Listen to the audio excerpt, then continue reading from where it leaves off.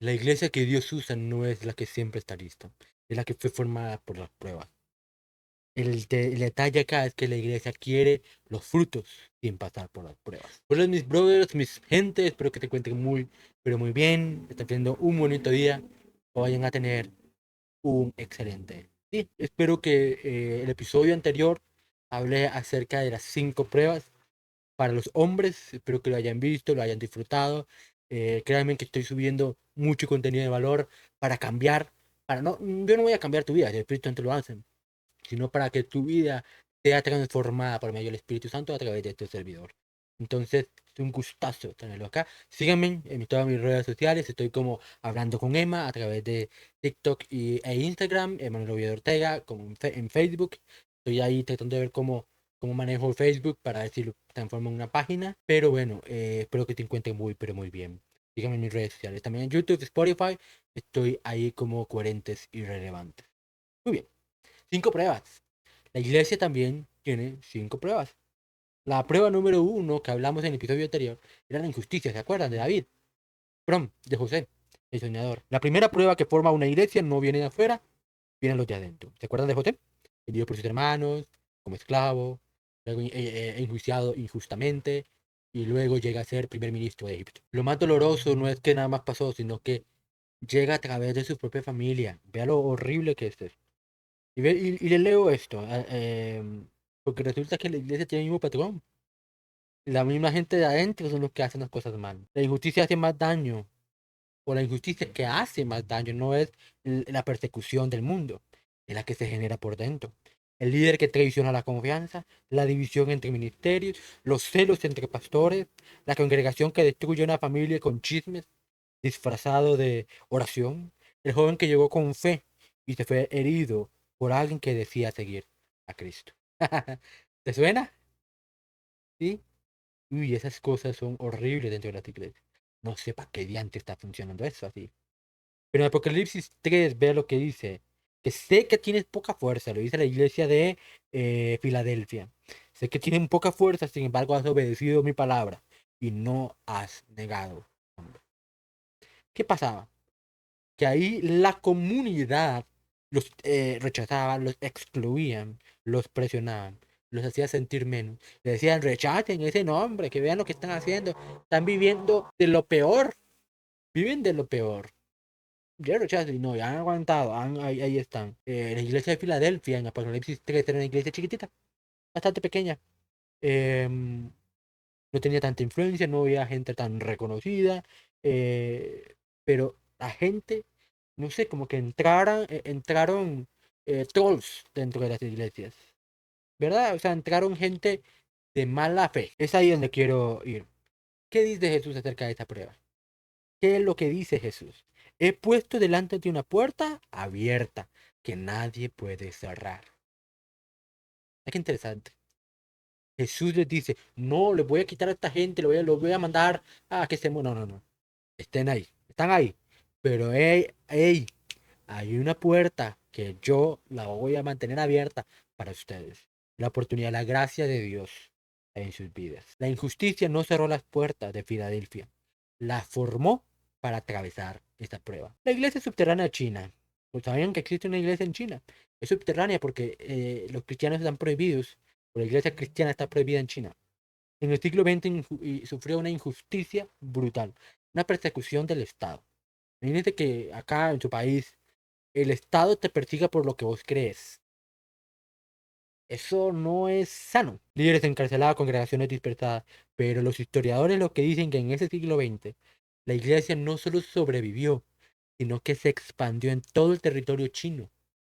Igual que en Hechos capítulo 8, donde la iglesia primitiva se expandía no por estrategia, sino porque los perseguían, porque eran dispersados en las regiones. Entonces, como yo tengo la buena nueva, voy a donde esta persona y le predico, y le predico, y sigo predicando, y voy a otro pueblo porque vienen alguien atrás mío persiguiéndome para matarme. Entonces voy y predico y predico, predico. Así la iglesia fue hecha. De 1 millón de creyentes estimados en 1949, hay más de 100 millones de creyentes en China. La iglesia que no procesa su injusticia interna se amarga.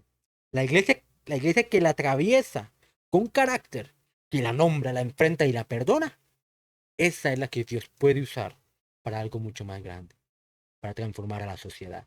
Eso no debería ser bonito. Eso, más bien, eso debería ser bonito. Que la iglesia pueda ser el agente de transformación de nuestra sociedad. He puesto delante de ti una puerta abierta que nadie puede cerrar. Apocalipsis 3:18. 3:8. La prueba 2. Hablamos del episodio pasado que era de David. La prueba de la espera. ¿Se acuerdan? Si no han visto este episodio, vayan vean a ver este episodio. No hay ningún problema si ven este primero, pero vean también el otro. Está muy bueno. La prueba de la espera. La iglesia también sufre esa prueba. La iglesia que no sabe esperar termina realizando o fabricando resultados que Dios nunca pidió. La iglesia no se maneja sola. Es el cuerpo de Cristo. Cristo es la cabeza, Cristo manda.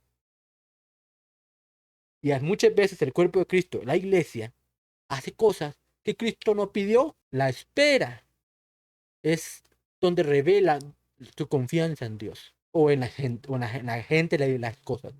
Te hago más bien la pregunta. La iglesia que no espera en Dios, ¿confía en Dios? ¿O confía en que las cosas, el sistema, la estrategia, se haga? Estamos en una época de métricas, de resultados visibles, de crecimiento numérico, como que eso será una señal de bendición. La presión eso genera en los líderes y los congregantes es enorme. Si el domingo no fue exitoso, algo está mal. Si la iglesia no crece, algo está mal. Si el joven no se convirtió después de la charla, algo está mal. ¿Por qué así? ¿Cuál es la jugada? ¿Cuál es el problema? En Pentecostés los discípulos esperaron. Ustedes sabían que en Pentecostés los discípulos esperaron 10 días. 10 días. ¿Para qué? Para que llegara el bautismo del Espíritu Santo. Estuvieron esperando 10 días en el aposento alto. No había programa, no había estrategia, no había nada. Nada más juntos, unánimes, orando, compartiendo. Eso es la iglesia primitiva. Jesús dijo que esperaran. ¿Está bien? Esperen hasta que haya venido sobre ustedes el Consolador, al Espíritu Santo. Y esperaron. La espera no fue tiempo perdido. Fue tiempo donde Dios los preparó para que ninguna estrategia humana pudiera haber producido eso. Cuando llegó el Espíritu, 3.000 personas fueron convertidas en ese mismo día. O sea, 3.000 personas se convirtieron al Señor en ese mismo día. ¿Se imaginan eso? ¿Por qué? Porque esperaron los tiempos de Dios. Eso es importante. William Wilberforce era un senador en Inglaterra. Tenía un objetivo, eliminar la esclavitud en ese entonces en England, Inglaterra.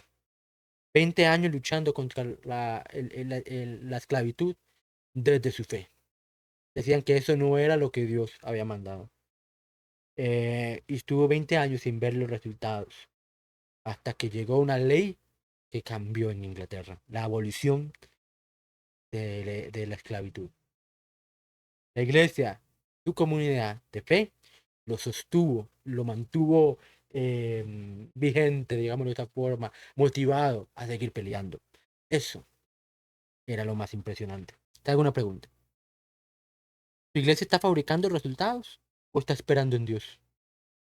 ¿Están sembrando fidelidad aunque nada se ve? Nadie diga gracias. Están tomando atajos, perdón, emocionales, numéricos, relacionales, para hacer que las cosas sucedan. La iglesia que aprende a esperar en Dios en la oscuridad es la que tiene algo real que mostrar cuando llega la luz. En esto trabajamos. Esto logramos. Isaías 40:31. Pero los que confían en el Señor encontrarán nuevas fuerzas. Volarán más alto, con alas como águilas. Correrán y no se agotarán. Caminarán y no se desmayarán. ¿Cuál es el problema de esperar? También tiene mejores resultados. Porque los tiempos de Dios son perfectos. Tercera prueba, ¿se acuerdan lo que dije de la prueba? La prueba del desierto. Moisés, ¿se acuerdan? Es lo que dice esta frase. Antes de que Dios use la iglesia para transformar una nación, casi la lleva a un desierto a propósito. Moisés, recapitulemos, Moisés 40 años estuvo en la élite, 40 años siendo un cualquiera, luego 40 años siendo el líder más impresionante para los judíos, buscando la promesa que ni siquiera pudo estar hasta años después que Dios le permitió estar junto con Cristo Jesús y Elías. El palacio le formó el ego, Dios necesitó 40 años para formarlo de verdad. Él se creía doña toda, hasta que en el desierto se dio cuenta que no era nadie. Hay muchas iglesias que crecieron rápido, con mucha influencia, y hicieron todas las cosas muy chiva, muy chévere, pero lo que mucho generó es ego. Uy, es que somos la iglesia más grande, uy, es que somos una iglesia así, somos una iglesia así. ¿Y eso qué? Que somos la iglesia más grande del país. ¿Y a mí qué me importa? El hecho de que tenga mucha gente no significa que sean cristianos. Dios en su misericordia permite que las iglesias pasen por un desierto, una crisis de liderazgo, pérdida de miembros, una temporada sin recursos, no para destruirlas, sino para despojar del ego institucional y formar la dependencia a él. Está en una iglesia donde todo se fue para el carajo. Todo.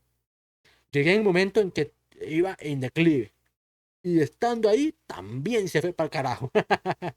Pero ¿qué hizo eso? Formar el corazón de la gente. Formar el corazón del liderazgo que quedaron ahí. Martín Lutero no planeó una reforma. Clavó 95 tesis en una puerta y desató un movimiento que él mismo no podía controlar. Fue excomulgado, perseguido, escondido por muchos años. Y él fue el que creó la Biblia en la versión alemana, en idioma alemán, pasada del latín al alemán, del alemán al castellano. Imagínense. El desierto no es el lugar donde Dios te abandona, es el lugar donde Dios te forma para lo que viene. No estás solo, no estás sola. Una frase de C.S. Lewis dice: Dios nos susurra nuestros placeres, nos habla en nuestra conciencia, pero nos grita en nuestro dolor. Es un megáfono para despertar un mundo sordo. Nosotros, la iglesia, somos el megáfono para decirle al mundo: hay dolor, hay que ir a transformar la sociedad, hay que transformar las familias, hay que transformar al hombre, a la mujer, al matrimonio, a los hijos. Vamos a transformar porque hay dolor, hay ansiedad, hay falta de paz, hay estrés, de todo hay. Y vamos a ir a atacar por ahí. Pero la iglesia tiene primero que pasar por pruebas para que sea levantada. Siguiente prueba, ¿recuerdan? La prueba 4, la prueba del fracaso. Pedro. ¿Recuerdan de Pedro? El fracaso de la iglesia no es el escándalo del pastor, es no saber qué hacer después de este escándalo. ¿Han visto iglesias donde hay muchos escándalos? Padres que fueron acusados, pastores también. Sí, lo importante es que sí, acusados y todo ese tema. Pero ¿qué hizo la iglesia de esa acusación? Pedro, es interesante de la historia de Pedro porque Jesús no descartó a Pedro, no lo eliminó, no, no lo apartó, sino que lo restauró. Qué bonito, ¿no? La iglesia falla, no hay ninguna novedad. ¿Por qué? Porque es un conjunto de personas que son imperfectas. Ojalá fueran perfectos. Y si usted quiere ir a una iglesia perfecta, no llegue porque usted la termina de cagar. Perdóneme la expresión tan coloquial, tan vulgar. Eso es así. El fracaso real de la iglesia no es que sabe hacer después del escándalo, es que encubre en lugar de transparentar. Cuando protege la institución en lugar de restaurar a las personas heridas. Cuando se paraliza la vergüenza en lugar de atravesar el proceso de restauración. Voy a hablar de la iglesia de Corinto. Un desastre de iglesia. Desastre, desastre. El punto es que Pablo tuvo que mandar 3 cartas para dejar en claro que hoy solo se reconocen 2 cartas. Primera, de hecho, la segunda carta que Pablo mandó se perdió. Solo se reconoce la primera y la tercera. Entonces, la primera y segunda carta de Corintios. Entonces, escribe y nombra todo lo que hay en esta iglesia. Divisiones, inmoralidad sexual, pleitos legales, abuso de la cena del Señor, confusión de los dones. Si fueran las redes sociales, esta iglesia estaría cancelada y cerrada. A ese nivel estaba esta iglesia. Pero ¿qué hace Pablo? No descarta esa iglesia para nada. No les dice, ya no son la iglesia, sino que les escribe varias cartas largas, detalladas, dolorosas, confrontadoras, para restaurarla, para levantarla, para darle un ubicatex. He observado que las iglesias que se levantaron del fracaso no son las que encubrieron, sino que hicieron algo. No son las que ignoraron el fracaso, pero las que atravesaron con honestidad. Es la iglesia que puso nombre a lo que pasó. Es la iglesia que a la gente herida la levantó y la restauró. Es la que no se excusó ni tapó, sino que reveló y dice, sí, esto hicimos, vamos a hacer esto. Vamos a transformarla. Eso es una verdadera iglesia. Primera de Juan capítulo 1, versículo 9. Si confesamos nuestros pecados, Él es fiel y justo para perdonar nuestros pecados y limpiarnos de toda maldad. Vamos con la siguiente prueba. La última. La prueba del sacrificio. Jesucristo, ¿no? La última prueba que forma la iglesia no es cuánto crece, es cuánto entrega. Me da mucha cólera, de hecho lo platiqué en otro episodio anterior. que aquí por mi casa hay 7 iglesias que no hacen nada. Solo están en el grupito de los que están adentro. ¿Y los de afuera? ¿No se supone que vamos a salvar los de afuera? ¿Cómo está el asunto ahí?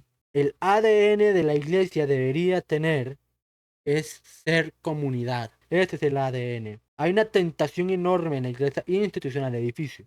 Es la tentación de existir para sí misma. Usar sus propios recursos, para sí misma, todo en un grupito de siempre, todo metido. Vamos a hacerlo aquí, vamos primero los de adentro. Recuerdo a un pastor, que no voy a decir nombres, ni siquiera si es hombre o mujer.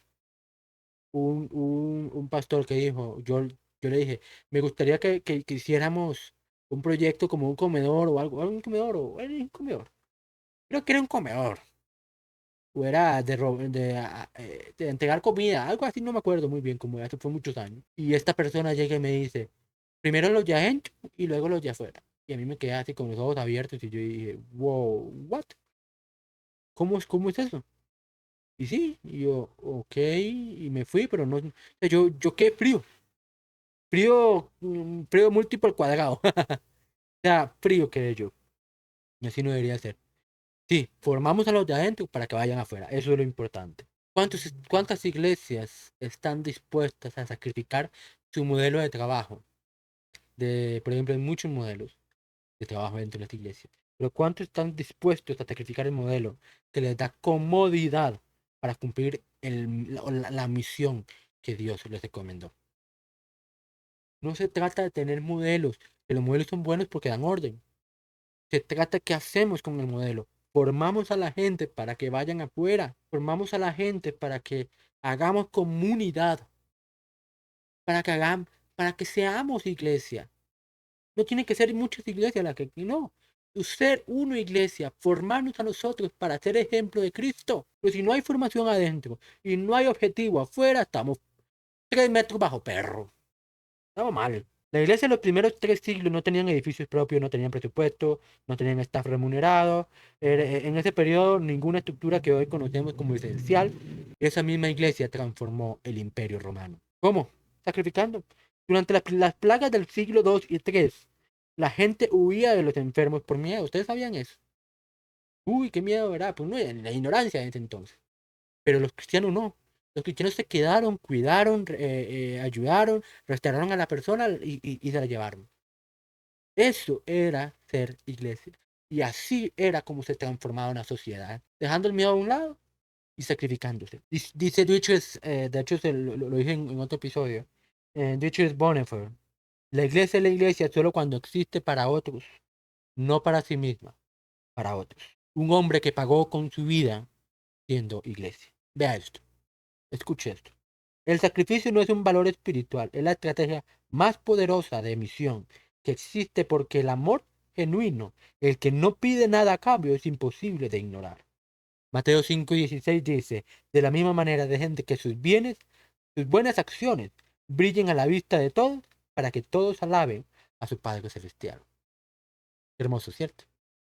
Coménteme acá, ¿cómo debería ser la iglesia después de este podcast? ¿Cómo debería ser la iglesia? Aquí les voy a decir un, un plan to action, digámoslo de esta forma, un plan de acción.